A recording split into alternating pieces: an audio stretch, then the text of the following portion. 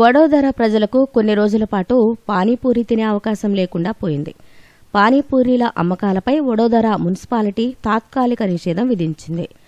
వర్షాకాలం సీజన్ కావడంతో శుభ్రత లేకుండా తయారు చేసే పానీపూరిని తినడం వల్ల ప్రజలు అనారోగ్యానికి గురయ్యే అవకాశం ఉండడంతోనే ఈ నిర్ణయం తీసుకున్నట్లు వడోదర మున్సిపాలిటీ అధికారులు తెలిపారు. పరిశుభ్రత పాటించకుండా తయారు చేసే పానీపూరి తినడం వల్ల వడోదరలో టైఫాయిడ్, జాండీస్ వంటి రోగాలు వ్యాపిస్తున్నాయని అధికారులు తెలిపారు.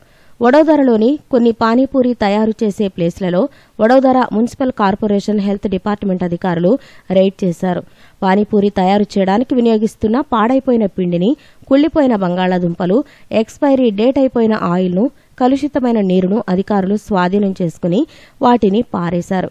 వర్షాకాలం సీజన్ ముగిసే వరకు ఎవరూ కూడా పానీపూరి అమ్మడానికి వీల్లేదని ఫుడ్ బిజినెస్ మ్యాన్లకు వడోదర మున్సిపల్ కార్పొరేషన్ తెలిపింది. పానీపూరిపై నిషేధం విధించడంతో సిటీలోని పానీపూరి ప్రియులు నిరాశ వ్యక్తం చేస్తున్నారు. మీకు ఈ వీడియో నచ్చితే లైక్ చేయండి, మీ ఫ్రెండ్స్ తో షేర్ చేసుకోండి, కానీ సబ్స్క్రైబ్ చేయడం మాత్రం మర్చిపోకండి. Thanks for watching.